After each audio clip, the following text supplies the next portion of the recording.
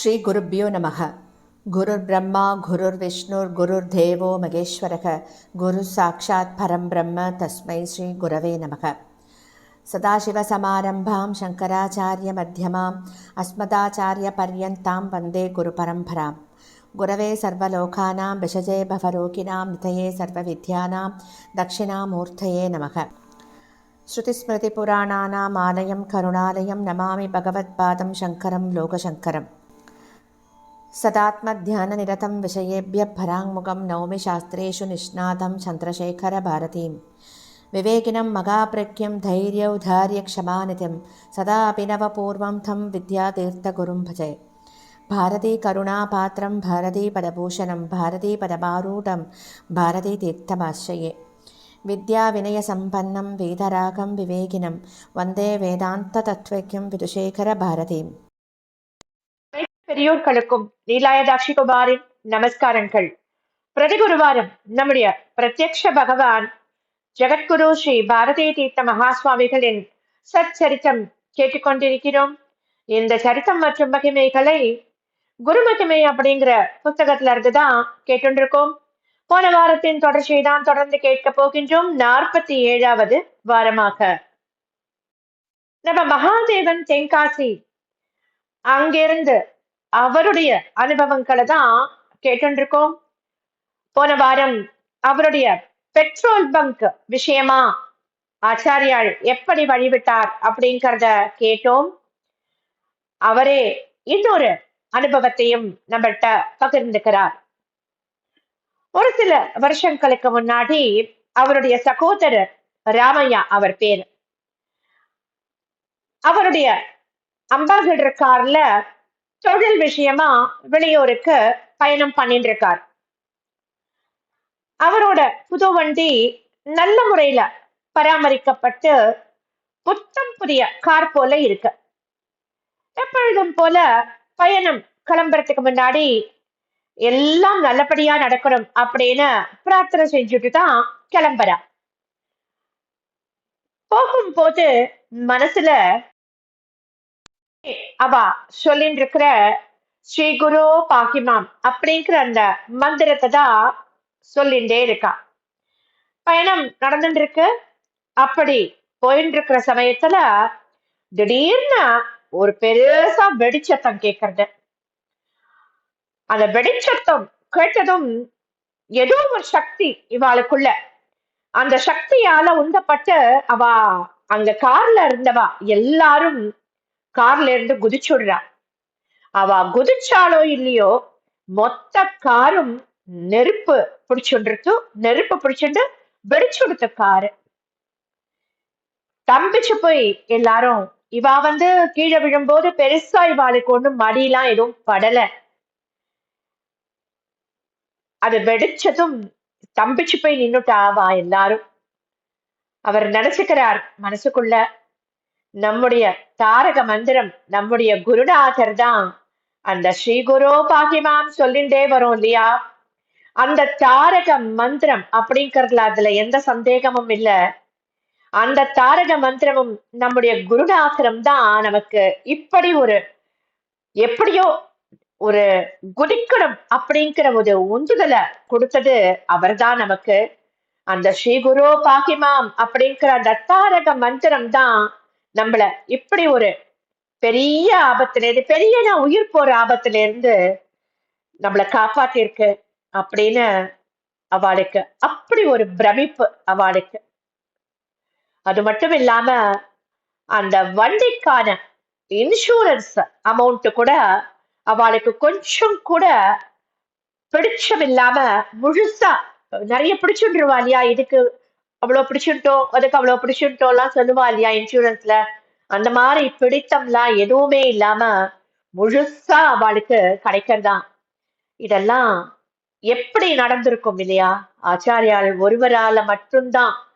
அந்த குருவோட கருணை பரிபூரணமா நமக்கு இருந்ததுன்னா எல்லாமே சாத்தியம்.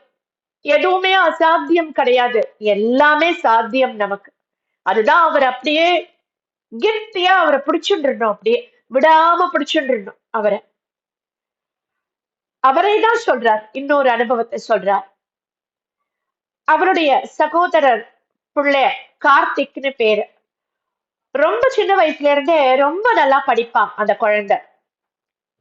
நிறைய படிக்கணும், கம்ப்யூட்டர் பொறியியல் பட்டம்லாம் வாங்கணும் அப்படிங்கிறது தான் அந்த பிள்ளையோட ஒரு நீண்ட நாள் கனவு. ஆனா அந்த குழந்தைக்கு என்ன ஆயிடுதுன்னா, சின்ன வயசுல இருந்தே கண் பார்வை கோளாறு. அந்த கண் பார்வை கோளாறுக்காக கண்ணாடி போட்டுட்டு இருக்கான் அந்த குழந்தை. ஆனா அந்த கண்ணாடி போட்டுண்டும் என்ன ஆயிடுறதுன்னா, பவரும் வருஷா வருஷம் கூடிண்டே போயிடுது. டாக்டர் எல்லாம் சொல்றா, இப்படியே போச்சுன்னா கண்ணாடி போட்டு கூட பயன் இல்லாம போய் பார்வையே போய்விட கூடும் அப்படின்னு சொல்றா. இவாளுக்கு என்ன பண்றதுன்னு தெரியல. சின்ன குழந்தை அவன், சின்ன பையன் அவன். என்ன பண்றதுன்னு தெரியல அவளுக்கு. நம்ம கேட்கும் போதே பதட்டமா எடுத்து பார்த்தேலா, என்ன பண்றதுன்னு தெரியல அவளுக்கு. அந்த குழந்தைக்கும் தன்னோட கண்ணும் இப்படி பார்வை பாதிக்கப்பட்டுட்டே, நம்ம இவ்வளோலாம் படிக்கணும் அப்படின்லாம் ஆசைப்பட்டோமே அப்படின்னு அந்த குழந்தை ரொம்ப வருத்தப்படுறது, அழுது அந்த குழந்தை. அப்போ அவ யாரு நமக்கு ஆபத் பாந்தவர், அநாத ரட்சகர், நமக்கு நம்மளோட குருநாதர் தான் இல்லையா எல்லாத்துக்குமே. குழந்தையாவா ஆச்சாரியாள்கிட்ட அழிச்சுட்டு போய் எல்லாத்தையும் சொல்றா. அவ எல்லா விஷயத்தையும் சொல்றா.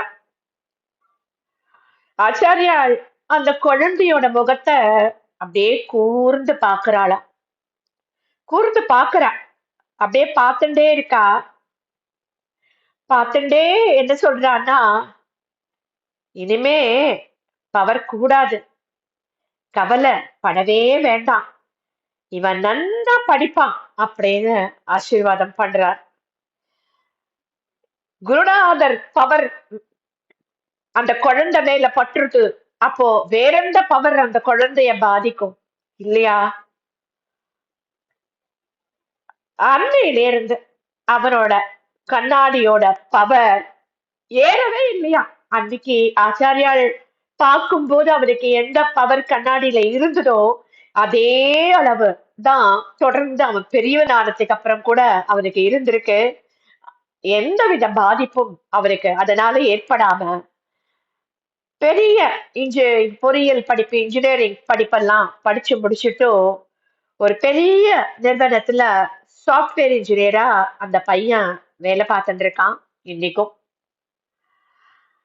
பல நேரங்கள்ல ஆச்சாரியால மனமாற வேண்டிய மாத்திரத்துல அதிசயம்லாம் நிறைய நிகழ்ந்திருக்குன்னு சொல்றார்.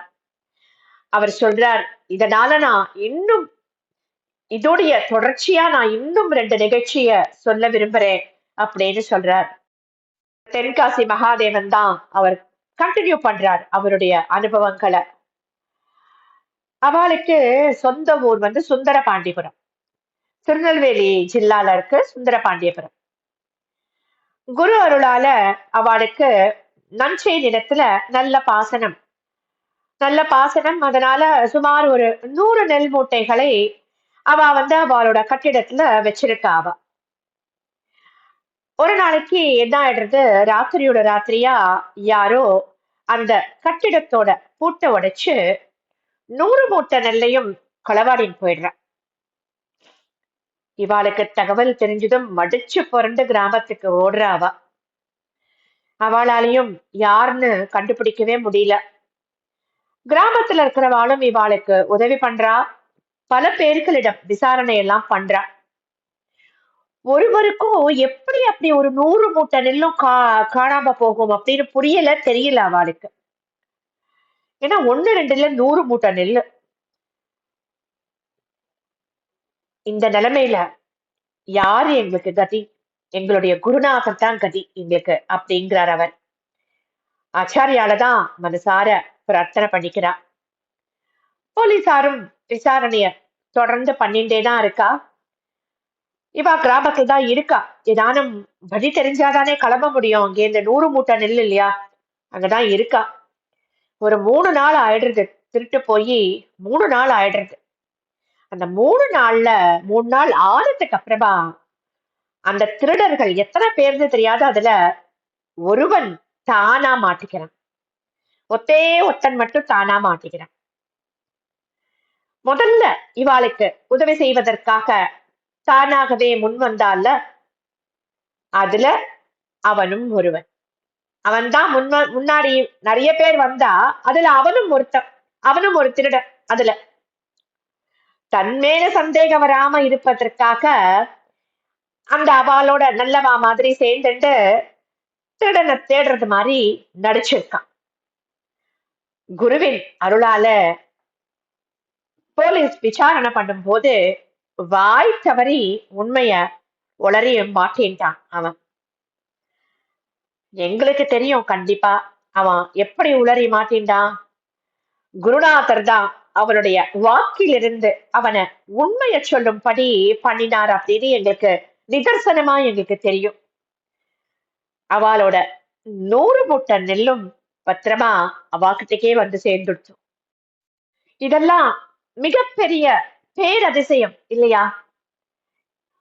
1 2 காணாம போனா விட்டுடலாம், ஒரு 5 6னா கூட நம்ம கொஞ்சம் வருத்தப்படுவோம், தேடுவோம்.